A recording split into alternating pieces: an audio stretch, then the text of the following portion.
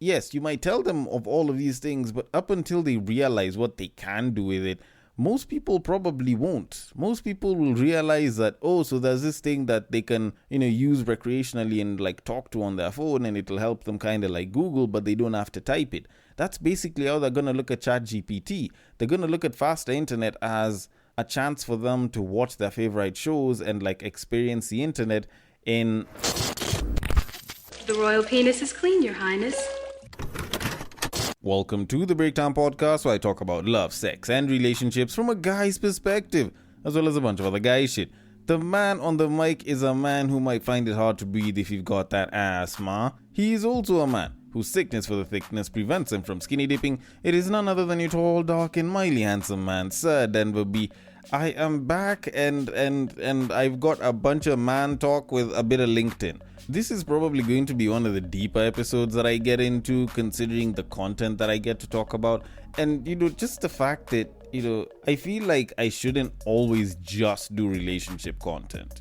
I am also talking about, a bunch of other guy shit. So, considering that there are certain questions that we ask ourselves as men, I figured, why the hell not diversify? Plus also a bit of influence from some of the past pieces of content have kind of made me rethink the idea, or at least just rethink what it is that I push out as content. But all in all, if you do like the episode, if you end up listening all the way till the end, of which I hope you do, and you do have some thoughts on it, whether it's positive or negative, either way, I want to hear them. You can hit me up through the social media handles. On IG, it is at the Breaktime_podcast. On Facebook, it is at the Breaktime Podcast. And on X, it is at Bagakadedi, which happens to be my personal handle. And I would be more than happy to look through some of the feedback. And, some of it might even be used to make future episodes. Because, some of y'all are smart and shit. And you bring up particularly interesting questions. But all in all, thank you so much for listening. I hope you listen all the way till the end. And I actually do need to get into the main topic of today. But before I can do any of that, I first want to go to the wonderful world of LinkedIn.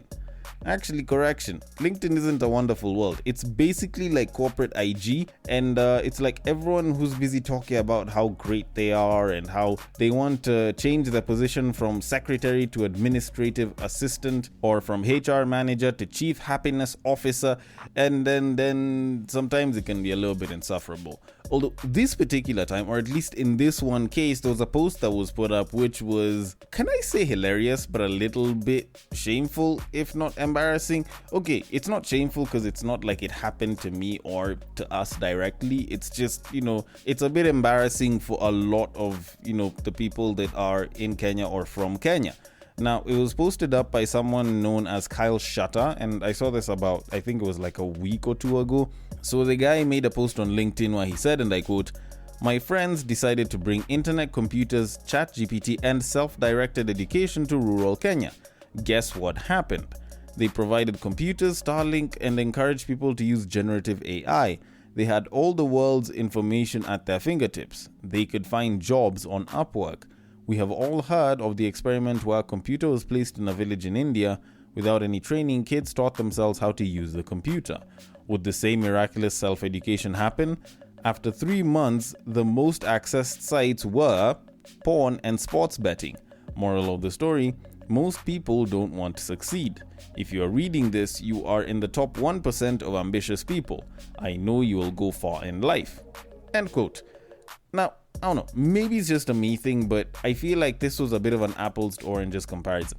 Now, don't get me wrong, I actually did find this to be particularly funny. Like, I personally felt like this in itself is a very, very funny scenario. Like, you're bringing internet, you're helping people with generative AI, and it's like you're bringing all of this tech to a couple of people in the rural areas, and it's like, okay, we expect these guys will produce unparalleled change. It'll be like the agrarian revolution, but with like a microdosed size and like, technology from thousands of years later on. And guess what we find? People just want the same exact shit, to make more money and to fuck around, even though it's virtually. Like, if this shit isn't comedic to you, or even funny at the very least, then maybe you're taking life a little bit too seriously. Now, the reason why I was saying that it is an apples to oranges comparison is because okay, I know, the whole thought of like India versus rural Kenya and like the whole like programming versus porn and sports betting thing seems like, both of them were in the rural areas and, like the children in India were driven to succeed or anything. And that might seem like the case, but you have to kind of think about it in a very different way. Like when you look at the story of taking the computer to India, or at least to rural India, and kids taught themselves programming, these are kids that we're talking about. Like these are kids that are basically trying to make something out of themselves. And yes, you could add other variables like, how driven were they towards success? Did they want to get out of the bundus and all that? But the reality of it is kids are a little bit more curious and they will be driven to want to see what it is that they can do, especially when it comes to pushing the bounds of technology. Especially when you like introduce kids to technology, they will find ways to push the bounds of that technology. And you notice that as you were growing up, like especially if you're a millennial and you grew up with tech, or at least you grew up seeing tech, advance, especially with like smartphones and computers, you were basically trying to find the limits while trying to find fun. But when you're a fully grown adult, it's a different case. You're not really trying to push the bounds and figure out where the limits are. It's like you are basically trying to find a way to get that tech to work for you and help make your life better. So in this particular case, even with generative AI, at the end of the day, if a guy's just thinking about a bunch of gossip, which favorite team they can make money off of because they like watching football and they found out that they can make money from that with betting, then what else do you expect? Like, a vast chunk of the guys that are in the village right now have access to smartphones, but at the very same time, as they do have access to those smartphones, so it's not like they're completely devoid of tech, they will probably be utilizing the internet on things that can give them pleasure. Like from their end, the internet is more of a communication and a recreational tool. It's not a tool that's supposed to be used to make their work easier or better. Like a lot of people who are in agriculture do not look at it and think to themselves, you know what, I'm going to use the internet to figure out the best sort of crop or the best farming practices that will make my crop last better. Like that's not how the typical farmer will think. And mind you, it's not like everyone in rural areas is a farmer. So it's just one of those things that you kind of have to expect, because most of the people that would probably have access to this technology, not unless if you're taking it to schools, are going to be grown-ups. So it's sort of expected. It is actually very, very expected. It's just that I don't think the people that were trying out this experiment had really thought it through. I think they thought that a lot of people who stay in rural areas are in rural areas because they do not have access to better opportunities, or they do not have access to the internet or good quality internet, and they do not have access to tech, and they are very devoid of all of that. But if you give them that, it's like you've basically given them a chance to improve their lives drastically, which isn't really the case. It's almost like white savior complex, to be quite honest. Like, these guys have access to the internet. People who are in the village have access to internet, they have smartphones, they will basically be streaming their favorite movies and or TV shows, even football. So as far as the basics of tech today are concerned, they're pretty good to go. But a lot of them aren't benefiting from it because, yes, they haven't managed to milk out the most out of it using generative AI and better internet connection. But at the very same time, like, these guys aren't trying to do that. Like, yes, you might tell them of all of these things, but up until they realize what they can do with it, most people probably won't. Most people will realize that, oh, so there's this thing that they can, use recreationally and like talk to on their phone, and it'll help them kind of like Google, but they don't have to type it. That's basically how they're going to look at ChatGPT.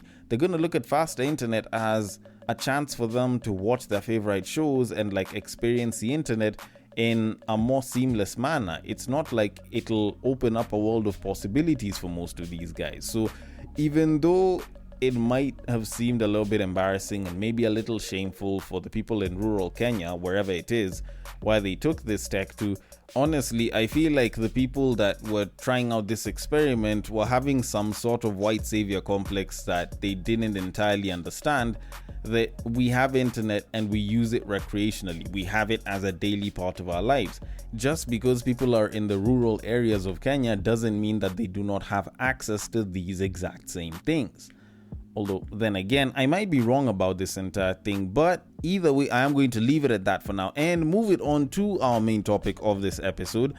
Now, as the title would probably say, considering that I haven't decided the title as of yet, it's basically me trying to answer a question, or me asking a question and trying to see if I can draw some pretty good answers from it. Now, about a week and a half, maybe 2 weeks ago, I was talking to a friend and I had been reminiscing on some shit beforehand. So while I was busy talking to her and she was busy talking about, certain guys, blah, blah, how they acted, and how such and such a person was a pretty strong guy, and she wants a strong man. At the end of it, I kind of was left with this just burning question which I just posed, which was, considering that you understand what it is that is a strong man, what is a weak man? And she found it a little bit odd, and it was a bit of a deep but very odd question for her. Because normally people would ask, what is a good man? What is a strong man? What is an ideal man? So it's we're always trying to look at what's the most positive, best, ideal version of a guy that you'd want or that should be there. But no one ever tries to look at the other side, of which I was trying to do at that point. So it wasn't that surprising to me when her plus the other women that I tried asking directly about what exactly a weak man is found it hard to answer the question, because granted, even I didn't know how to answer the question myself. It's not like I was asking the question knowing what the answers were supposed to be like. It's just that most people usually kind of look at a question like this and they're like, a weak man is just not a strong man. So you look at the qualities that make up a strong man, and then you just look at the antithesis of it. And that's the simplest way to answer it. But when you try to drill down to qualities, you realize that most people don't have a properly solid idea of what a weak man is. So after asking her plus a couple of women, I came down with a couple of qualities that classified a weak man, of which the ones that were there were overly sensitive, petty, doesn't make good decisions or is indecisive, improper at communication, inability to take charge, and insecure in some ways. Now, the some ways bit will obviously now raise a couple of questions, but that one's a little bit harder to kind of pinpoint because it varies from person to person. Is it that you're insecure in that you end up being overly protective of your partner? Are you insecure in that you're always complaining if your partner is seen with men, for example? There's different ways that you could classify the whole insecurity thing.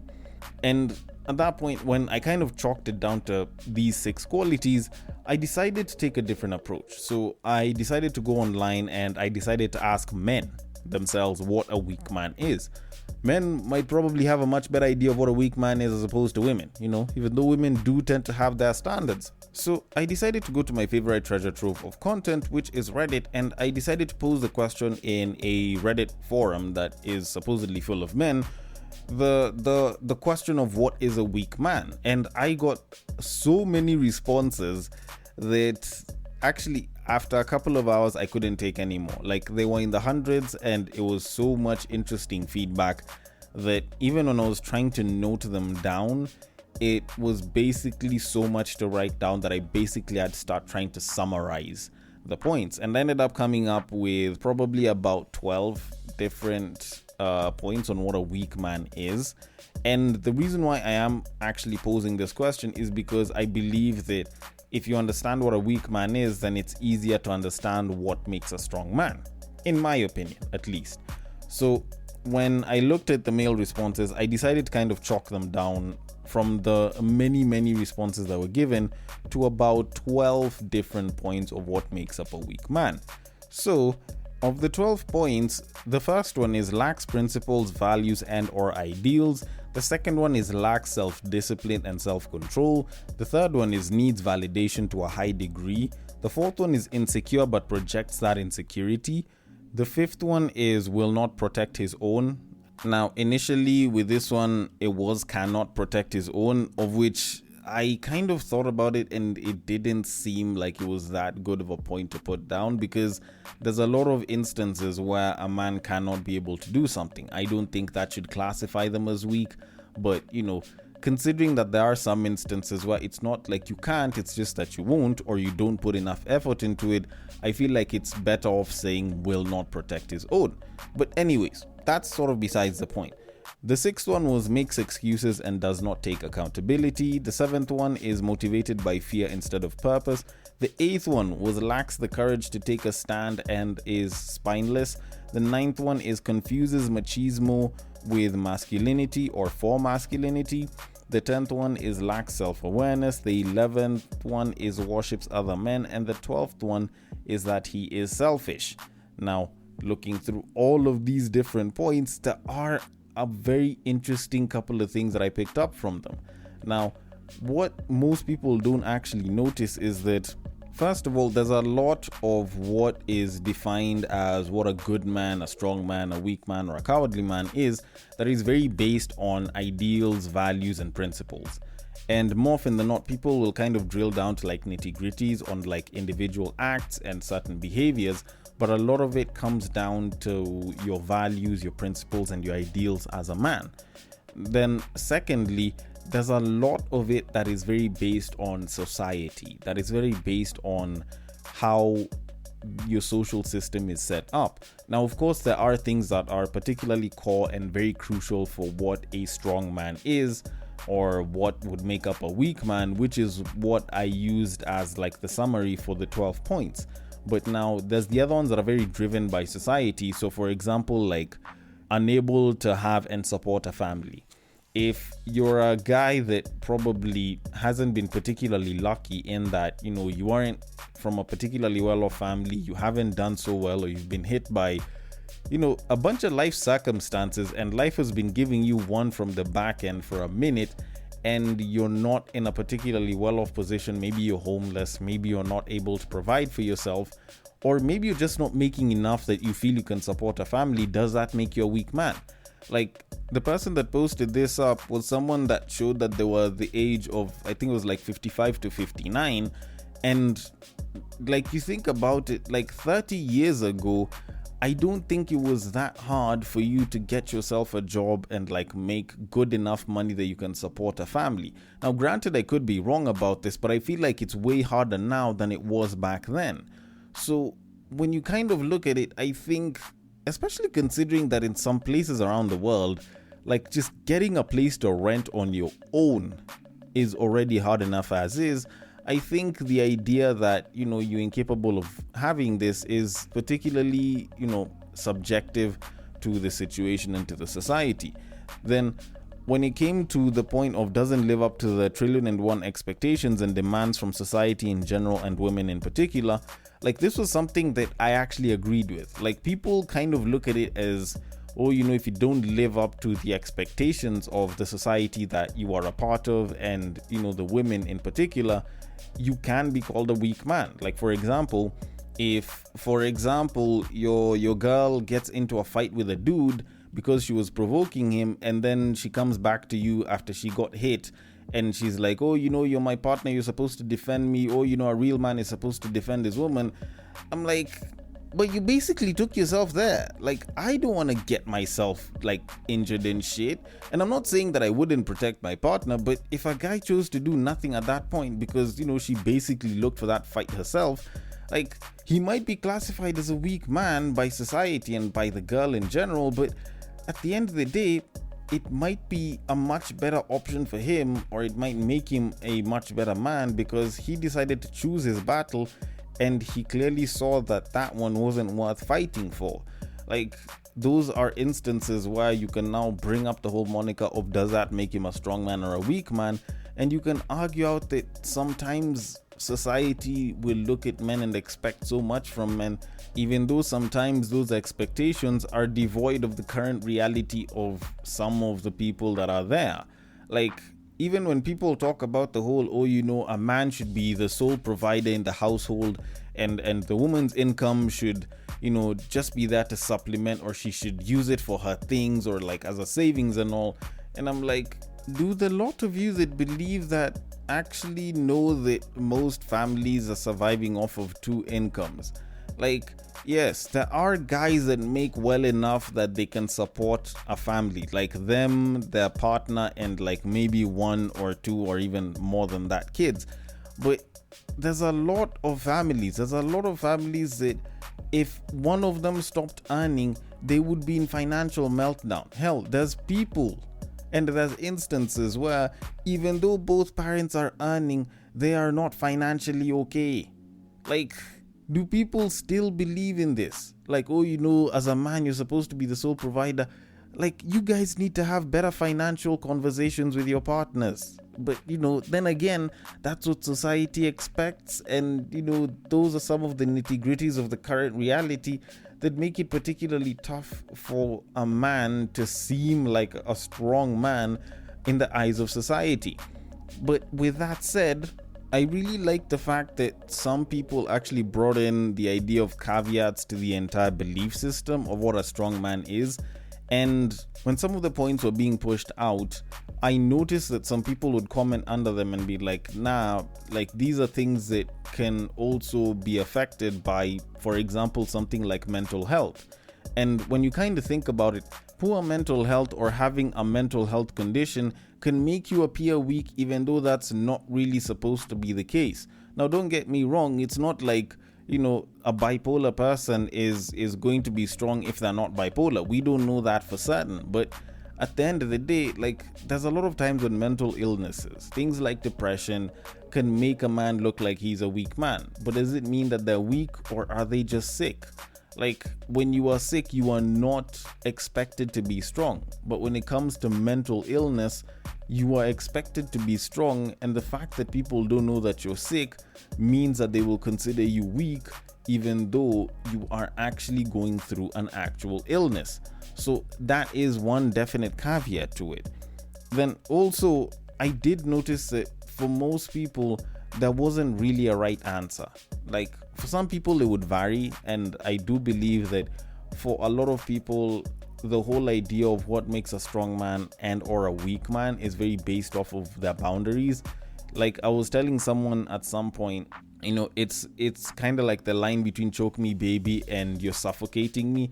Like, on one end that is pleasure, on the other one that is actual pain or like a problem. And essentially where those boundaries are drawn are, where most individuals will decide whether someone is a weak man or a strong man. And unfortunately, those lines are usually drawn and the verdict is given after the fact, not during. So it's unfortunate, but it is the current reality, as many people have also said. And granted, me doing this entire experiment of checking what is a weak man, trying to find out who is a weak man or what makes up a weak man, I think was particularly interesting because it also helped me shape the idea of a strong man better. Because at the end of the day, if you know what it is that is classified as weak, then the opposite of it is what can be classified as strong. It's basically the same thing that people do with like what is a weak man, and someone's like the opposite of a strong man.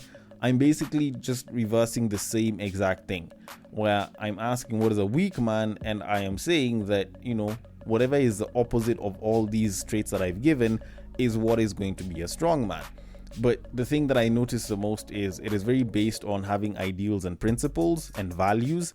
It is very based on you being a source of protection, so protective. It is based on you standing up for yourself. So if you just sit back and you just watch the people around you that you care about getting oppressed or getting mistreated poorly, it can be a pretty good sign of being a weak man, and that is something that you need to change. And overall strength is also a factor there. Like, being physically strong is a good sign of being a strong man. Like, you don't need to be bodybuilder, powerlifter, or strongman strong or anything, but having some level of good physical fitness is a pretty good show of being a strong man. Now, don't get me wrong, it's a very, very small classification, and it carries very, very little to that, but it still does carry some form of weight there, all puns intended. But essentially that is emotional strength. So having the emotional strength to know what your emotions can do and how to hold them back, having mental fortitude is a pretty good thing. And if you have good control mentally, emotionally, and physically as well, then, you could be easily classified as a strong man, including now your ideals and having good principles and values and all. So to kind of conclude all of this, I'm going to refer to a comment that sounds so contradictory, but is also a very good way to kind of cap all of this, which was posted up by someone on Reddit, which says, and I quote, "There is no such thing as a strong man or a weak man. There are moments of strength and weakness in your life. In every situation there is a choice, but which is weak or strong most of the time can only be determined afterwards." End quote. And with that said, there are times when we will be strong, but there are also times when we may seem weak. If you stick to your principles and values, even though it goes against what a lot of people around you might believe at the time, there's a very good chance that you might be classified as a weak man, but evidentially, you probably might actually be a strong man. It's just that people can't really see it. Although, then again, I might be wrong about this, just the same way I could be wrong about so many other things, so I want your thoughts on it. The DMs are open. On IG, it is at the BreakTime_podcast. On Facebook, it is at the BreakTime Podcast. And on X, it is at Bagaka the D. Thank you so much for listening all the way till the end, and I will catch you guys on the next break. But what I believe is that if you put a pastor and a prostitute in one room, one is likely to convert the other.